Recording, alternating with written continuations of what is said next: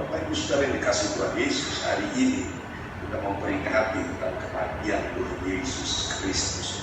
2000 tahun yang lalu ini kisah nyata, Yesus mati di Golgota. Dan kalau kita melihat kepada sejarah, melihat kepada geografi, melihat kepada teritorial, di Golgota memang ada di Yerusalem. Jalan Via Dolorosa memang ada di Yerusalem, sehingga apa yang dikatakan oleh firman Tuhan itu ya dan amin. Mari kita melihat Alkitab ini di dalam Matius pasal 27 ayat 45 sampai dengan ayat yang ke-50. Matius pasal 27 ayat 45 sampai dengan ayat ke-50. Firman Tuhan saya bacakan mulai dari jam 12. Kegelapan meliputi seluruh daerah itu sampai jam 3. Kira-kira jam 3 berserulah Yesus dengan suaranya, Eli, Eli, lama sabachthani. Tidak ada kajian tadi disampaikan oleh worship leader juga mengenai ini.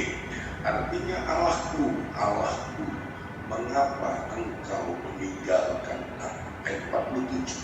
Mendengar itu beberapa orang yang berdiri di situ berkata, ia memanggil Elia.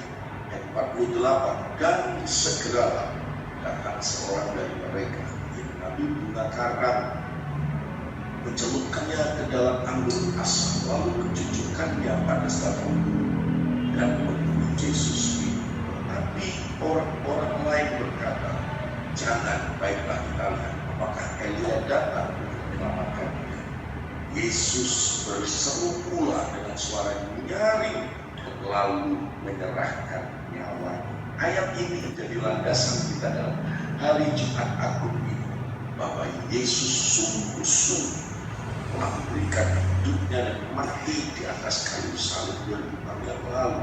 Nah, Bapak Ibu Saudara-saudara yang dikasihi Tuhan Yesus Kristus, saya sudah beberapa kali pergi ke Via Dolorosa, demikian juga pergi ke Golgota, demikian juga pergi ke Garden tempat Yesus dimakamkan, dan 3 hari kemudian Yesus bangkit dari kematian. Nah, peristiwa ini nyata, peristiwa ini sungguh-sungguh terjadi. Bahwa 2000 tahun yang lalu Yesus benar-benar sudah mati di atas kayu salib di bukit Golgota. Nah, yang menjadi pertanyaan bagi saudara saya adalah, untuk apa Yesus mati di atas kayu salib? Ini menunjukkan tentang apa dengan kematian Yesus di atas kayu salib, Bapak Ibu Saudara? Nah, ada 3 hal penting dalam firman Tuhan dalam peringatan Jumat Agung ini. Dan hal yang pertama adalah kematian Yesus di atas kayu salib yang kita baca dari Matius 27 ayat 45 sampai dengan ayat ke-50 tadi adalah menunjukkan bahwa Allah sangat mengasihi manusia. Yohanes 3 ayat 16 jelas dikatakan Allah sangat kasihnya kepada dunia. Nah, Allah bukan hanya membuat statement, Allah bukan hanya membuat pernyataan, tapi kasihnya itu dibuktikan dengan tindakan nyata. Tindakan nyata yaitu kematian di atas kayu salib adalah untuk menunjukkan puncak kasih Allah kepada manusia. Karena kasihnya dia yang tidak mengenal dosa di dalam 2 Korintus 31. Bahwa dibuat berdosa karena kita supaya dalam dia yang dibenarkan oleh Allah. Kata dibenarkan oleh Allah dalam 2 Korintus 31 artinya pada zaman itu Paulus memakai dari bahasa hukum bahwa kita dibebaskan dari segala hukum apapun, dari segala dakwaan apapun, sehingga kita dibenarkan di hadapan Tuhan. Bapak Ibu Saudara dikasih Tuhan Yesus Kristus, kasih Allah tidak diragukan lagi. Dia rela disiksa, dia rela dianiaya, disiksa, ditanggung, dipermalukan, dihina, disakiti. Dia rela terima itu semua karena dia sangat kasih setiap kita. Dan puncak kasihnya dia tunjukkan dengan kematian di atas kayu salib. Yang kedua, kematian Yesus di atas kayu salib menunjukkan pengorbanan untuk mendamai. Sejak manusia jatuh dalam dosa, manusia berseteru dengan Allah, bermusuhan dengan Allah. Bahkan Allah dengan tegas, Allah akan menghukum manusia berdosa dan mengubah dosa itu. Tetapi dalam Roma 5 ayat 10 sampai dengan ayat yang ke-11, Roma pasal 5 ayat 10 sampai dengan ayat 11. Sebab jikalau kita ketika masih seteru diperdamaikan dengan Allah kematian anaknya. Lebih-lebih kita yang sekarang telah diberikan pasti akan diselamatkan oleh hidup. Dan bukan hanya itu saja, kita malah bermegang dalam Allah bahwa Yesus Kristus Tuhan kita seperti yang kita menerima pendamaian itu.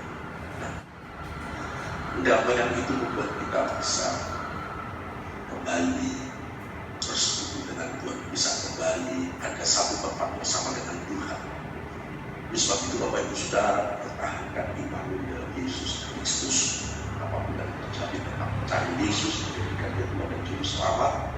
Karena dengan kematian Yesus kami tidak mencatat kematian anak dan kematian Yesus membuat kita diperdamaikan dengan Tuhan. Bahkan menjadikan kita sebagai orang percaya yang menjadi anak-anaknya. Bahkan kita mendapatkan perkenanan, bahkan kita menerima kuasa anugerah karena kita diperdamaikan. Bahkan lebih lagi doa kita didengar, dikabulkan. Nah, oleh sebab itu Bapak Ibu Saudara, jangan menjadi seteru Allah lagi. Jangan menjadi musuh Allah lagi dengan cara mencemari hidup dan berusaha mengabaikan firman Tuhan dalam hidup ini. Sehingga membuat kita berseteru kembali dengan Allah. Itu Yesus hari ini sudah memperdamaikan kita dengan Allah. Dan biarlah damai itu juga ada di dalam kehidupan. Yesaya 53 ayat yang kelima. Tapi dia tertikam oleh karena pembunuh akan kita. Dia dilumpuhkan oleh karena kejahatan kita. Ganjaran yang mendapatkan keselamatan bagi kita ditimpakan kepadanya, dan oleh bilur-bilurnya kita menjadi sembuh.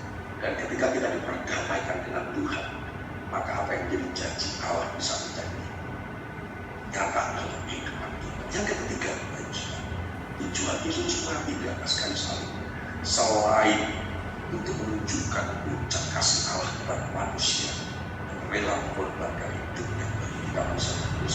Dan juga yang kedua, mendamaikan saudara dengan saya dan Allah, karena sebelumnya dosa juga tidak bisa berbuat. Tapi yang ketiga, manusia bisa bersekutu dengan Allah. Ini yang penting sudah dikasih Tuhan Yesus. Matius 27 ayat 51.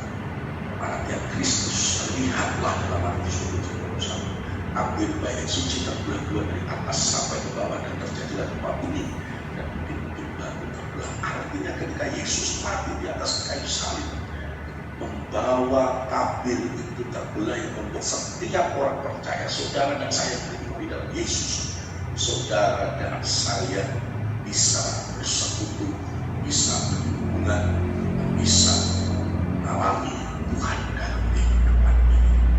Nah, ada tabir yang kita buka sehingga kita bisa mengalami kehadiran Tuhan, mengalami hadirat Tuhan dalam kehidupan kita. Bapak Ibu Saudara, penting untuk kita mengalami bersekutu dengan Tuhan, mengalami penyertaan Tuhan. Tuhan menyertai kita, Tuhan bersama kita, apalagi di saat-saat COVID-19, resesi ekonomi seperti itu. Sebab itu Bapak Ibu Saudara dikasih Tuhan Yesus Kristus senantiasa hidup dalam hadirat Tuhan, karena tabir itu sudah terbuka. Hiduplah dekat dengan Tuhan, hiduplah semakin melekat dengan Tuhan. Dalam Mazmur 91:14-16, orang-orang yang melekat dengan Tuhan, maka dia akan mengalami paling tidak. Bapak Ibu Saudara, ada juga dalam Mazmur 91:14-16, yang pertama ada Tuhan akan meluputkan kita semua. Dan saya berdoa supaya jemaat Tuhan di tempat ini juga diluputkan Tuhan dari krisis, dari bencana, dari keadaan-keadaan yang buruk. Yang kedua, Tuhan akan membentengi. Kalau kita mengalami persekutuan dengan Tuhan, yang kedua melalui Mazmur 14-16, Tuhan akan menjawab kata firman. Tuhan akan menyertai di tengah-tengah kesesakan. Tuhan akan meluputkan dan memuliakan kita. Dan yang ketiga, Tuhan akan memberikan panjang umur dan akan dikenyangkan. Dan yang terakhir, Tuhan akan memperlihatkan keselamatan dari tangannya. Oleh sebab itu, Bapak Ibu Saudara, 3 poin penting dalam kematian Kristus hari ini yang bisa kita renungkan bersama. Kita bersyukur atas kematian Kristus yang kita rayakan dalam hari raya ciptaan ini, bahwa Tuhan sudah menunjukkan puncak kasih kepada manusia. Kita rela mengorbankan yang tunggal, menggantikan kita, menebus kita, membayar kita. Lalu juga Tuhan menunjukkan bahwa pengorbanan itu memperdamaikan yang tadinya kita manusia berdosa berseru dengan Allah, tetapi dengan kematian Kristus kita sudah berdamai, sehingga kita menjadi anak-anaknya dan kita berhak menerima janji-janji Allah. Dan yang ketiga, kematian Kristus membuat kita bisa bersekutu dengan Allah, karena tabir termasuk terbuka, tabir baik itu sudah terbuka sehingga membuat kita bisa bersekutu dimanapun kita berada, kita bisa mengalami hadirat Tuhan. Dan saya berdoa supaya dimanapun kita melangkah ada hadirat Tuhan dan baik kita. Oleh sebab itu, Bapak Ibu Saudara yang dikasih Tuhan Yesus, jelas Filipi 2 ayat 8, dan dalam keadaan sebagai manusia dia telah merendahkan dirinya dan taat sampai mati, bahkan sampai mati di atas kayu salib. Biarlah dalam ibadah ini ketaatan Kristus juga menjadi bagian dalam hidup. Taat untuk melakukan firman Tuhan, taat untuk kasih itu, taat dalam segala situasi, keadaan kondisi apapun, untuk tetap hidup dalam firman Tuhan.